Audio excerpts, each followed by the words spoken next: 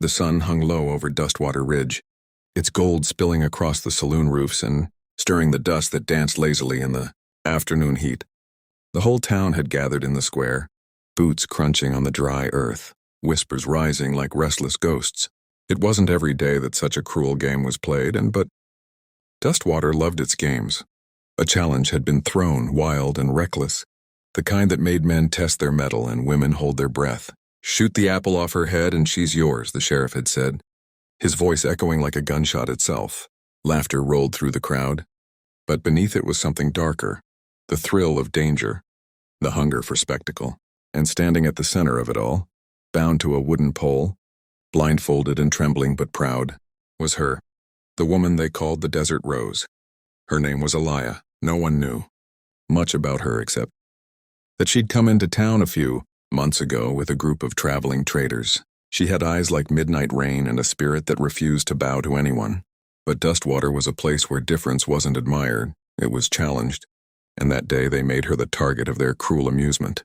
The sheriff, half drunk and full of arrogance, placed an apple on her head and another above it on the pole. "Let's see if the cowboy's nerves are as steady as his reputation," he said, grinning through tobacco-stained teeth.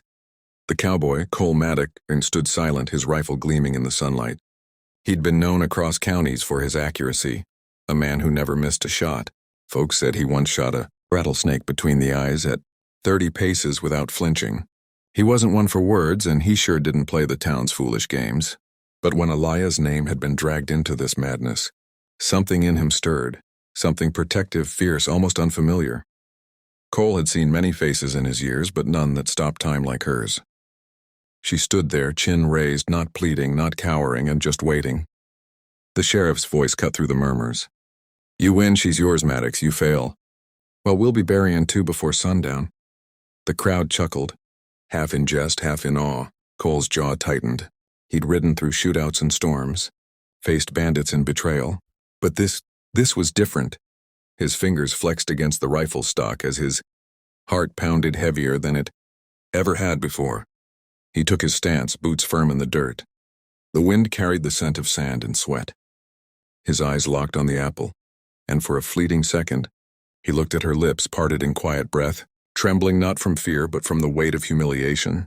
He felt something twist inside him, anger at the crowd, at the sheriff, at himself for being part of this barbaric show. "Easy now, cowboy," one of the men taunted. "Don't blink or you'll take her head clean off." The crowd laughed again. Cole ignored them. He breathed in, slow and steady, feeling the metals chill under his finger. The town seemed to fade, the laughter, the murmurs, the wind, until there was only him, the rifle, and the woman before him. And then, crack! The rifle fired. The apple above her head exploded into pulp and fragments, scattering like rain. A gasp tore through the crowd. But Cole wasn't done. He pulled the lever, chambered another round, and crack! The second apple on the pole split cleanly in half. The silence that followed was deafening. The sheriff blinked, his smirk fading. "Well, I'll be damned," someone muttered. Cole lowered his rifle slowly, his eyes never leaving Elia. The sheriff approached, still half amused, half surprised. "She's yours, Maddox," he said, spitting tobacco into the dirt. Fair and square. The crowd erupted into cheers, claps and whistles like it was some grand entertainment. But Cole didn't smile. He walked toward her, his boots stirring the dust, each step heavy with something he didn't fully understand yet. When he reached her, he cut the ropes binding her wrists, then the ones around her ankles. She flinched slightly, her skin marked by the coarse rope. As he removed the blindfold, her eyes opened slowly, deep, unguarded, and filled with a mix of defiance and disbelief. "I'm not yours," she said, her voice barely above a whisper but strong enough to silence the cheers around them. Cole nodded once, his throat tight. "I know," he replied quietly. "But you're free." That moment shifted everything. The crowd began to disperse, disappointed that the show had ended without blood. The sheriff muttered something about spoiling the fun and walked off. But Cole and Elia stood there, still and silent, as the dust settled around them. She looked at him, really looked at him, and saw not a man who'd won her, but one who'd protected her dignity when no one else would. He offered her his hand, not in ownership but in respect. She hesitated before taking it, and together they walked through the square, past the onlookers who suddenly couldn't meet their gaze. The sun dipped lower, painting the sky in hues of fire and gold. "Why'd you do it?" she asked softly as they reached the edge of town. Cole took a deep breath, looking out toward the horizon. "Because when I saw you standing there, I couldn't let the world break something so strong and beautiful," he said, his voice rough but sincere. Elia's lips curved into the faintest smile. "Then maybe you're not like the rest of them, Cowboy."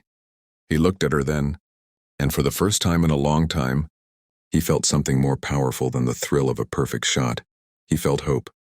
That night, Dustwater slept uneasily, knowing something had changed. The man who never missed a target had found one he could never aim at.